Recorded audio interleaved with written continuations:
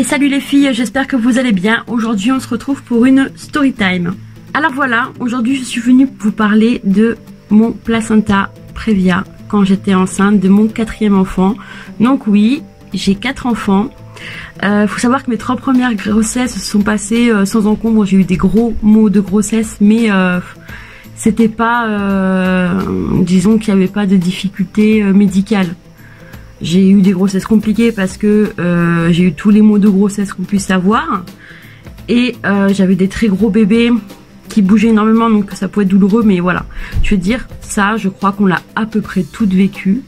Mais cette 4e grossesse, ça a été autre chose. Donc voilà, tout débute en avril 2019. J'ai appris que j'attendais mon 4e enfant. Donc bon, bah voilà, je vous passe les détails, hein. Le premier trimestre se passe et à l'échographie du premier trimestre, on me dit rien, tout va bien. On me dit qu'il y a des grandes chances que ce soit une fille, donc voilà, mais c'est tout. Je fais les rendez-vous médicaux.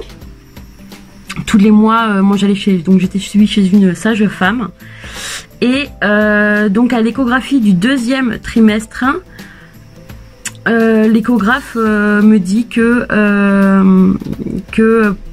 le placenta est bas inséré, qu'il faut vraiment que j'en parle avec ma sage-femme. Il m'a demandé s'il y avait eu des choses qui avaient été mises en place. J'avais dit non. Il me dit mais je comprends pas parce que votre échographie du premier trimestre, votre placenta était déjà bas inséré. C'était pas inquiétant parce que ça arrive très souvent. Alors voilà, on va dire déjà ce que c'est le placenta bas inséré. Tout au long de la grossesse, le placenta, en fait, il est au tout début, il est sur le col, donc tout en bas. Et au fur et à mesure de la grossesse, le placenta remonte sur la paroi utérine. Et donc généralement au premier trimestre, ça arrive qu'il soit sur le col, mais normalement il est censé avoir bougé un petit peu, il est censé commencer. Je vais pas y arriver. Normalement, pendant le premier trimestre, il est censé remonter tout doucement. Et moi il n'est pas remonté du tout. Donc il m'avait dit que c'était déjà pas top, donc il aurait fallu que je sois complètement en arrêt, on va dire que je sois, bon, je ne travaillais pas à l'époque, mais il aurait fallu que je sois complètement au repos quoi. Donc au rendez-vous, j'avais rendez-vous le lendemain de mon échographie du 2e trimestre, donc ça tombait très très bien. Et donc j'en ai parlé avec ma sage-femme, elle m'a dit effectivement que j'avais un placenta bas inséré, mais que ce n'était pas inquiétant ce stade-là. Donc oui, effectivement, à mon stade, mon placenta était toujours complètement collé au col, ce qui était vraiment défavorable. Donc j'ai eu rendez-vous avec la sage-femme et elle m'a dit que mon placenta était toujours extrêmement bas, il était toujours collé à mon col, alors qu'au 2e trimestre, il aurait dû être quand même bien remonté. Il aurait dû même monter de quelques centimètres déjà, de quelques millimètres ou centimètres, je sais pas, mais c'était pas beaucoup. Donc là elle m'a dit par contre là maintenant c'est stop, c'est arrêt total, vous n'avez plus le droit de porter vos enfants, enfin, mon fils en particulier qui avait 2 ans et demi. Donc vous n'avez plus le droit de faire la vaisselle, vous n'avez plus le droit de faire à manger, vous n'avez plus le droit de faire le ménage, vous avez plus le droit de rien faire. Le gros problème c'est que j'étais en plein déménagement. Mon mari était au travail constamment, donc c'était très compliqué.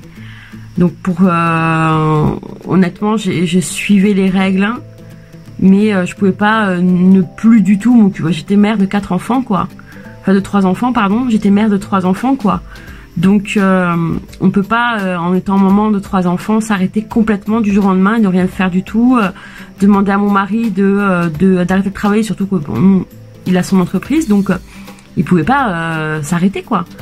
Une entreprise naissante, on pouvait pas s'arrêter du tout, donc voilà, on fait du mieux qu'on a pu. Et donc de là, tout simplement, elle m'a dit on va croiser les doigts pour que ça remonte au 3e trimestre. C'est le placenta bas inséré, c'est quand le placenta est trop bas, mais peu importe à quel stade de la grossesse on est. Le placenta Previa, on parle de placenta Previa à partir de 32 semaines. Si je dis des bêtises, je vais l'écrire, mais je crois que c'est 32 semaines. Donc normalement au 3e trimestre, on parle de placenta Previa. Donc ma grossesse, voilà, je la continue. On n'a pas le droit de vérifier mon col de façon manuelle. Pour vérifier mon col, il faut qu'on me fasse une échographie. et je n'ai pas le droit donc d'avoir de rapports intimes.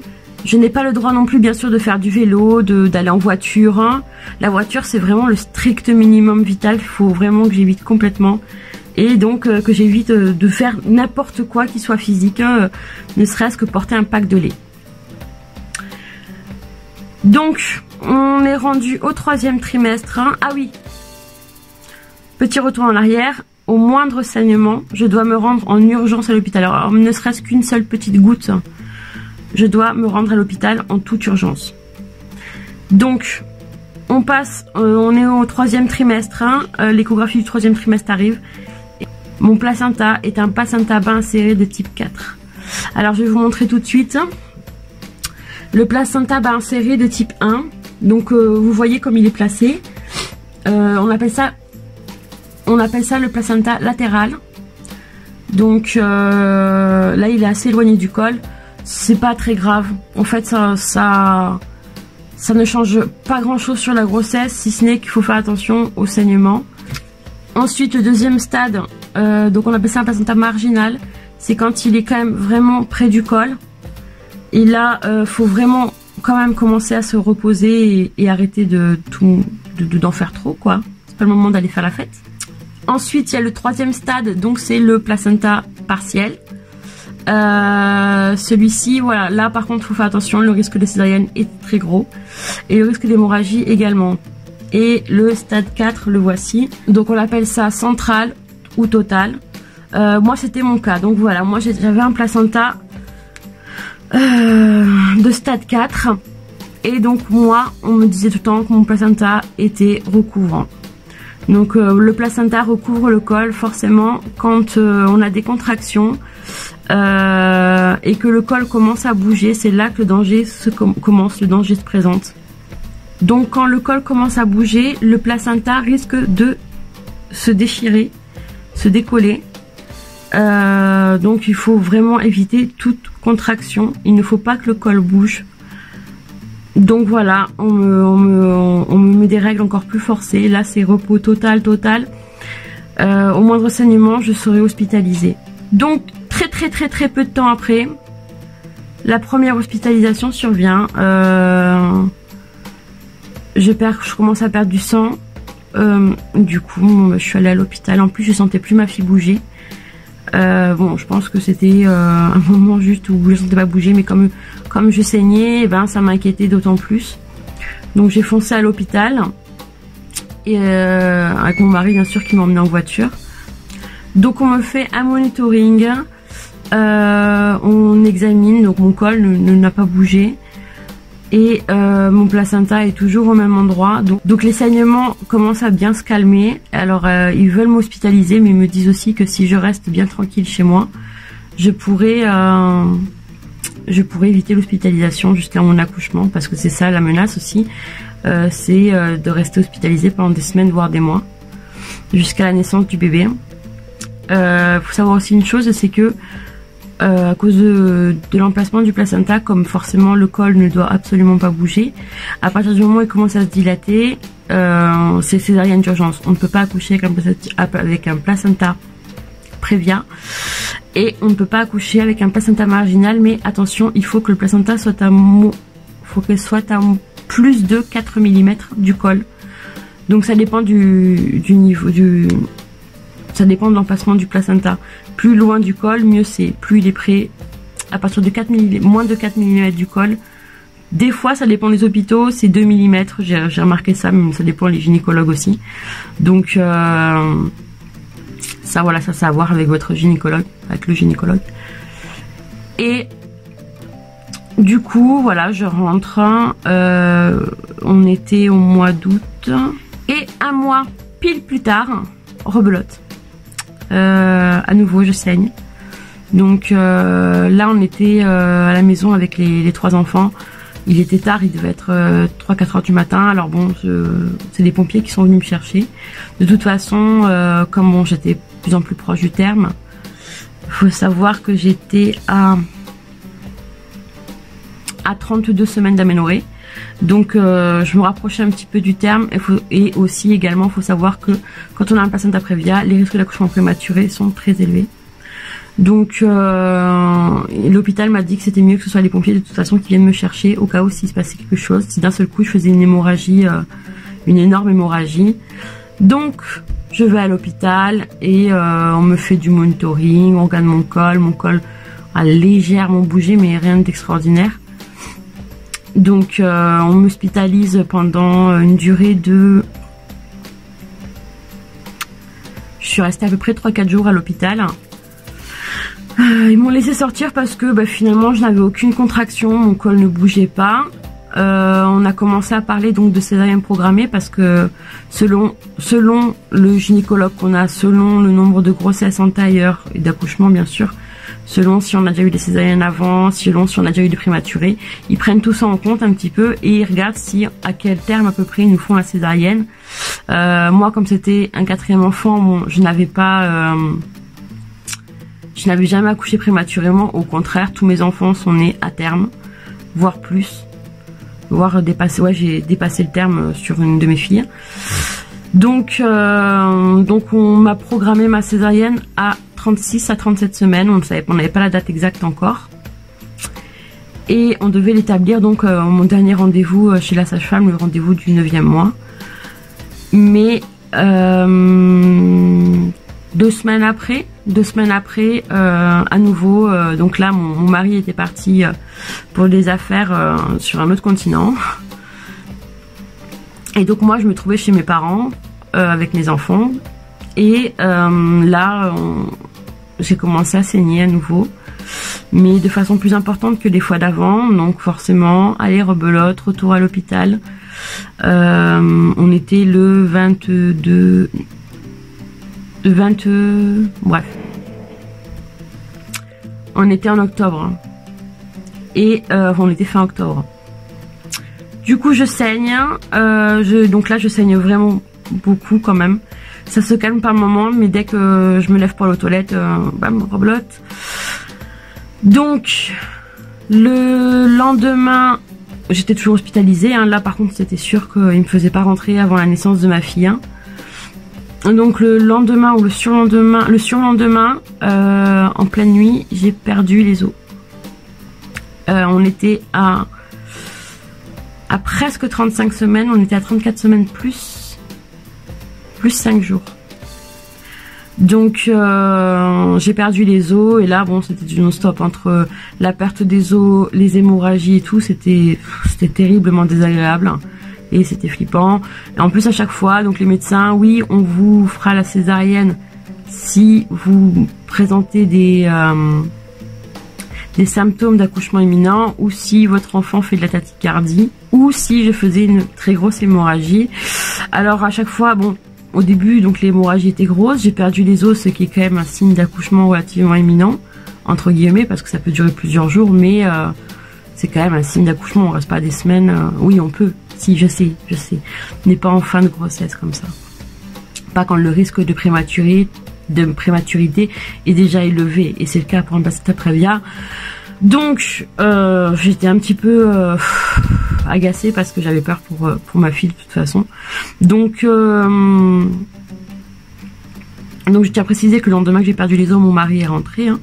Il y avait des heures de bateau, donc il n'a pas pu rentrer immédiatement. Et 2 jours plus tard, tout s'accélère un petit peu. Je sens que je commence à avoir vraiment des grosses contractions, les contractions dans les reins, hein, celles qu'on connaît toutes. On me fait des monitorings, on m'en fait plusieurs hein, tout au long de la journée. Je crois qu'on m'en faisait à peu près 2 ou 3. On en a fait 2 ou 3 dans la journée, voire 3 ou 4 même. Et à chaque fois, en fait, il n'y avait pas de contraction sur le monitoring qui était vraiment voyant. C'était vraiment les petites contractions par-ci par-là, mais rien de sérieux. Et là, quand on a regardé mon col, il s'était un petit peu ouvert, donc bon voilà, le travail débutait un peu, puis je le sentais. Alors j'avais le gynécologue de garde qui lui pensait que non, que c'était pas mon travail, etc. Et après je comprends, il voulait absolument que j'arrive à 37 semaines ou minimum 36. Ce que je comprends, il faut savoir qu'après par contre, quelques semaines auparavant, à ma première hospitalisation, enfin à ma deuxième hospitalisation, j'ai eu la piqûre pour la maturation des poumons. Je comprends qu'ils voulaient que j'aille au plus loin possible dans ma grossesse, mais là, les risques étaient quand même assez importants. Donc il y a eu le changement de garde et le gynécologue, lui, il a dit écoutez, si vous sentez que vous allez accoucher, c'est que vous allez accoucher. Donc allez, on va vous faire une césarienne d'urgence. Donc voilà, là on m'a fait la césarienne en anesthésie locale. Ça s'est bien passé, ça a été bon. Après voilà, après ça n'a pas grand chose à voir avec le placenta prévia, mais voilà, je sais que moi c'est des questions que je me suis posées quand quand j'étais enceinte. Il y a pas beaucoup d'informations sur internet, ou vraiment très peu. Tout ce qui est témoignages que je pouvais voir très souvent quand même, c'était tout se passait bien dans les témoignages, tant mieux pour elle, hein, je dis pas le contraire, mais disons que moi, comme tout se passait pas bien, je voulais savoir qu'est-ce qui s'était passé pour elle. Je suis un peu de nature comme ça, généralement quand il m'arrive quelque chose, je vais regarder un petit peu les témoignages des gens sur internet, et là bon, en l'occurrence à chaque fois c'était des trucs, des grossesses où tout se passait bien, et elle avait une césarienne programmée, puis voilà, la césarienne, et tout se passait très bien. Donc j'ai cherché sur YouTube, bien sûr, et sur YouTube il y avait très peu de témoignages, et c'est pareil, c'était toujours des témoignages où tout se passait bien. Moi ça s'est bien passé dans le sens où ma fille, bon, elle a eu besoin d'un petit peu pas d'oxygène, elle n'a pas été intubée, mais elle avait un masque qui lui soufflait de l'air pour lui permettre de mieux prendre son souffle. Bon, évidemment elle a été nourrie par sonde, parce que j'étais à 35 semaines d'aménorrhée pile quand elle est née. Donc elle a dû être nourrie par sonde pendant les premiers jours. J'étais pas avec elle dans la chambre non plus, mais ça c'était indépendant, enfin c'était pas par mon hôpital. Il y avait plus de place en chambre mère-enfant, et il y avait bien sûr tous les électrocardiogrammes partout, un peu sur son ventre et tout. Elle avait le cathéter les 2 premiers jours, ils lui ont retiré. Et le masque, pareil, elle l'a gardé que les premières heures de vie. Donc voilà, après, ça c'est juste ce qu'on peut trouver sur un enfant qui est né un petit peu trop tôt. Mais ça n'a rien à voir avec le placenta. Alors, si jamais toi tu as un placenta prévia et que tu demandes ce qui va t'arriver, ça va pas forcément se passer comme moi. Peut-être que tu vas pas faire d'hémorragie, peut-être que ton placenta va remonter, il peut remonter les derniers jours. Ça aussi, ça a été un gros micmac. Un coup, je faisais une écho, mais non, le placenta il est bien, il est remonté, hein. Puis l'écho d'après, non, mais non, il est tout en bas, n'importe quoi. Et le coup d'après, votre fille, elle a la tête en bas, et le coup d'après, votre fille, elle a la tête en haut, enfin les pieds en bas. Ils n'arrivent jamais à se mettre d'accord de toute façon. Bon, du coup, au final, mon placenta était bien prévia. Et ma fille avait bien les pieds en bas, donc c'est qui a un tout petit peu compliqué la césarienne. C'est ce qui a expliqué d'ailleurs le fait qu'elle ait le masque à oxygène, etc. Parce que elle a bu de l'eau avant d'être sortie. Mais voilà, donc j'espère que cette story time vous aura intéressé, à défaut de vous avoir plu. Mais je tenais à la faire parce que voilà, je sais qu'il n'y en a pas beaucoup de vidéos là-dessus. Et j'aurais aimé tomber sur une vidéo où on m'expliquait un petit peu tout quand j'étais enceinte. Donc voilà, cette fois-ci c'est terminé, mais attends, quitte pas la vidéo. D'abord, tu sais ce que tu as à faire. Tu t'abonnes, t'actives la cloche, tu mets un petit commentaire pour me dire si toi tu l'as déjà vécu, si tu as des questions, tu peux me retrouver sur Instagram. Et tu peux me poser des questions en DM, il n'y a pas de souci, j'y répondrai aussi. Et tu peux mettre un petit pouce bleu, ça fait toujours plaisir. Donc voilà, je te retrouve très bientôt pour une nouvelle vidéo. Bisous.